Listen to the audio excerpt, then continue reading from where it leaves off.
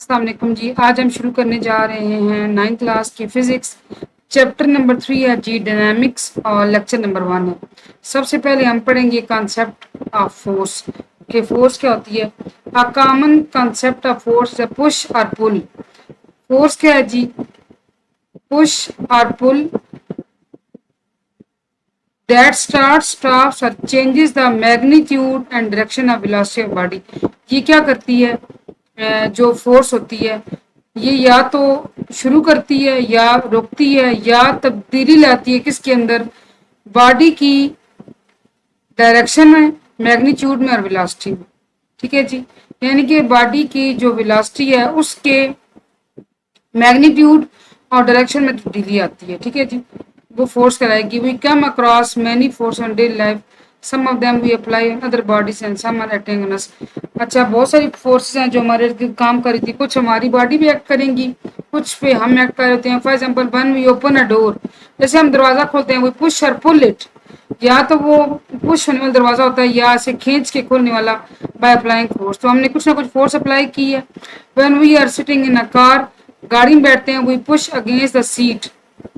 ठीक है, as the car turns round a corner. हम क्या करते हैं जब हम सीट पे बैठते हैं तो we push against the seat. तो हम सीट पे बैठते हैं तो वो भी क्या है? वो भी आपकी फोर्स है। इस तरह when we are sitting in a car, जब हम गाड़ी में बैठते हैं, we push against the seat at the age the car turns around a corner. जब हम गाड़ी में बैठते हैं तो भी हम क्या करते हैं? गाड़ी में बैठते हैं सीट पर, तो वो भी हमारे लिए क्या है जी? हम एक फोर्स अप्लाई करते हैं। Force transfer energy to an object. Force क्या करती है? जिस ऑब्जेक्ट पे लगाई जाए उसमें एनर्जी ट्रांसफर होती है। ठीक है, take the example of a man who moves a wheel barrow with its load. ये जो है जिसको व्हील बैरो रेडी कहते हैं, अगर वो उसको चला रहा है लोड के साथ, यानी कुछ ना कुछ उसके अंदर चीज पड़ी हुई है। The man first applies force to lift it. पहले वो फोर्स लगा के उसको, जो दोनों उसकी दस्तियां होती हैं उनसे उठाता है। And then applies force to push it, फिर उसको धकेलता है ना। तो ये भी क्या है? ये फोर्स है जिससे वो पुश कर रहा है। He applies a different amount of force on each handle while turning the wheelbarrow around the corner in order to keep it from tipping over। अच्छा, जब वो किसी ऐसी जगह पे आएगा जहां पे इसको मोड़ना पड़ेगा तो वो क्या करेगा? वो उसको, जो दोनों हैंडल हैं उन पे फोर्स डिफरेंट हो जाएगी। और ऐसे क्यों होगा? ताकि जो कुछ उसके अंदर पड़ा हुआ लोड वो गिर ना जाए या व्हील बैरो उल्टा ना हो जाए।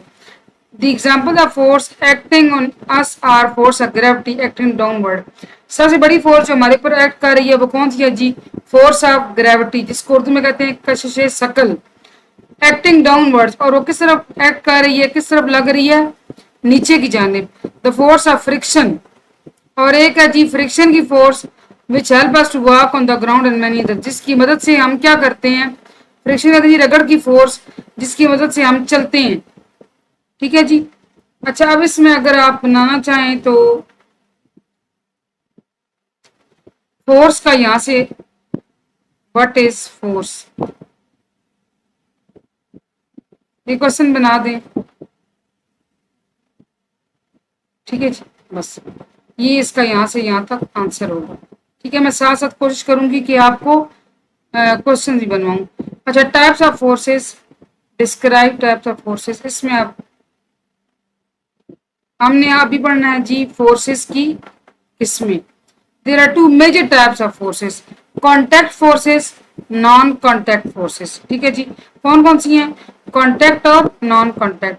फिर कॉन्टैक्ट की भी कुछ मिसालें आएंगी और नॉन कॉन्टैक्ट की भी आएंगी। ठीक है, इसमें आप थोड़ा थोड़ा मिसाल लिखेंगे, आना आपको सारा चाहिए, सारी बात है, क्योंकि थोड़ा थोड़ा भी आप लिखेंगे तो इतना वो आंसर बन जाना चाहिए, जितने जितने का आपका वो आंसर है नंबरों का, इनफ आप मार्क्स गेन कर सकें।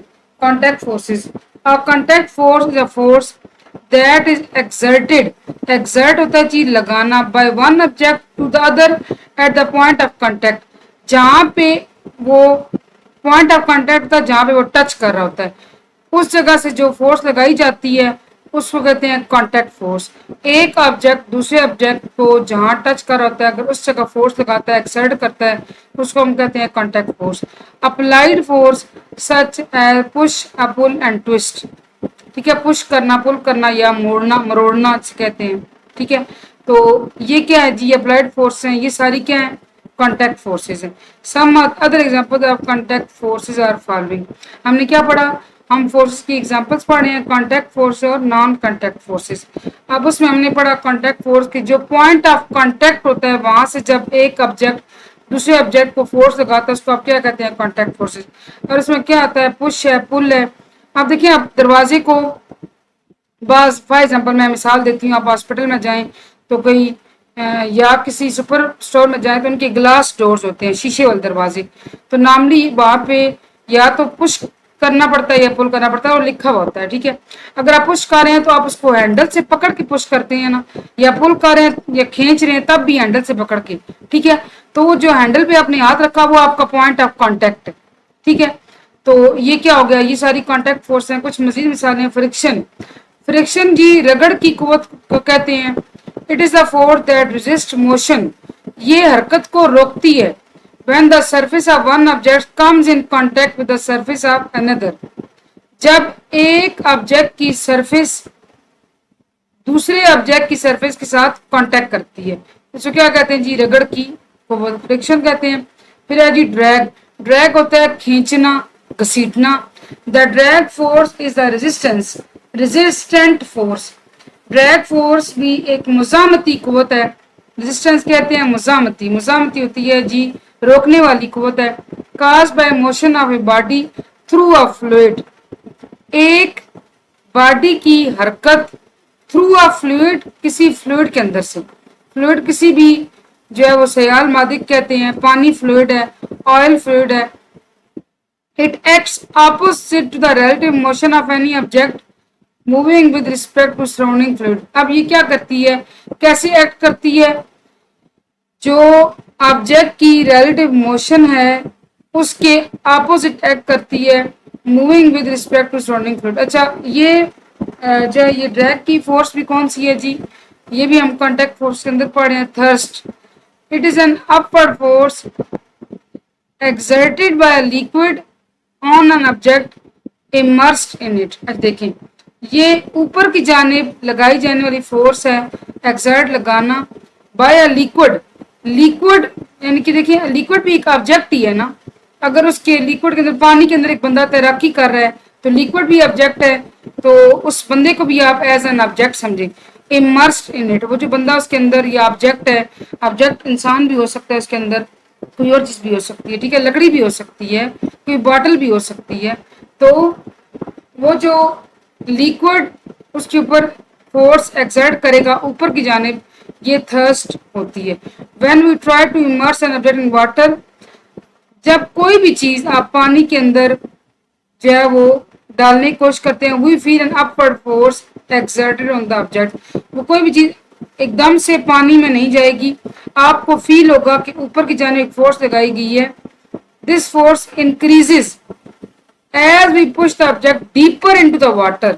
ठीक है, ये फोर्स तब बढ़ती है जैसे से आप, अच्छा ये आप एग्जाम तजर्बा ऐसे कर सकते हैं कि एक टब में पानी लेकर कोई भी बॉटल, चाहे वो शीशे की है, प्लास्टिक की, आप उसको इंसर्ट करने की कोशिश करें तो वो एकदम से इंसर्ट नहीं होगी, आपको फोर्स फील होगी। और जो जो आप पूरे के पूरे पानी के अंदर उस बोतल को इंसर्ट करने की कोशिश करेंगे, आपको फोर्स ज्यादा जो है वो फील होगी। A ship can float in the sea due to this force. जो कश्ती है ना, फ्लोट तैर सकती है समुद्र में, कैसे, due to this force which balances the weight of the ship. अब होता क्या है कि शिप, जो जहाज है, कश्ती है, बड़ा जहाज है, छोटी कश्ती है, उसका जो वेट होता है और ये फोर्स दोनों इक्वल हो जाते हैं। इसकी वजह से जो कश्ती है या जहाज है वो तैर सकता है पानी के अंदर। Normal force, it is the force of reaction exerted by the surface on an object lying on it. किसी सर्विस पे एक ऑब्जेक्ट पड़ा हुआ हो, लाइंग कहते हैं पड़ा हुआ, तो उसके ऊपर जो इंसर्ट वाली फोर्स है ये नॉर्मल फोर्स है। दिस फोर्स एक्ट्स आउटवर्ड एक तो बाहर की जानिब एक्ट करती है एंड परपेंडिकुलर टू सरफेस, और सरफेस के ऊपर एक अमूद की तरह एक्ट करती है perpendicular. It is also called the support force upon the object. देखिए मेरी बात सुनिए, टेबल है, टेबल के ऊपर बुक पड़ी हुई है, तो इस बुक के ऊपर भी फोर्स एक्सर्ट हो रही है जिसकी वजह से वो बुक आराम से पड़ी हुई है टेबल के ऊपर, ठीक है। अच्छा, इसको इसलिए क्या कहते हैं, support force upon the object. फिर है जी एयर रेजिस्टेंस, हवा की मुजामत। It is the resistance offered by air when an object fall through it. कोई भी चीज फॉर एग्जांपल गिराई जाए बिल्डिंग से, ऊंची बिल्डिंग से नीचे आपने एक पत्थर गिराया है, तो उस पत्थर पे जो फोर्स एक्सर्ट होगी, जो उसको रेजिस्टेंस सामने आएगी, वो कौन सी होगी, एयर रेजिस्टेंस। ये एयर रेजिस्टेंस हवा की मजामत या हवा की इसको रोकने की कोशिश भी जो होगी ना, फोर्स है। Tension force, it is the force experience by a rope when a person load pulls it. किसी एक ट्रॉली के साथ, फॉर एग्जांपल एक ट्रॉली है, उसके साथ एक रस्सी बांधी गई है और यहाँ पे एक बंदा इसको पुश कर रहा है, खींच रहा है, पुल कर रहा है, तो वो जो पुल कर रहा है सख्ती से, तो इस रस्सी के अंदर जो फोर्स आएगी उसको कहा जाएगा टेंशन फोर्स। फिर है जी इलास्टिक फोर्स, ये है जी force that bring certain materials back to their original shape after being deformed. ये फोर्स कौन सी होती है कि फॉर एग्जांपल एक स्प्रिंग को लेते हैं, स्प्रिंग को आप जो है वो फॉर एग्जांपल यहाँ से पकड़ के, इस पॉइंट से पकड़ के खींचते हैं, थोड़ी देर के लिए स्प्रिंग की शक्ल चेंज हो जाती है, लेकिन जब आप छोड़ते हैं तो स्प्रिंग दोबारा से अपनी पहली वाली पोजीशन में आ जाता है, ठीक है। यही बात है कि मटेरियल अपनी ओरिजिनल शेप में आ जाते हैं, एक दफा आपने इनको डीफॉर्म किया होता है लेकिन दोबारा से ठीक हो जाते हैं, ठीक है। एग्जाम्पल रबर बैंड, सबसे बड़ी मिसाल rubber band, springs, trampoline etcetera, ठीक है जी। ये था हमारा कॉन्टैक्ट फोर्सेस। आज का लेक्चर होपफुली आपको समझ आएगा। इंशाल्लाह कल हम शुरू करेंगे non contact forces. Thank you for watching.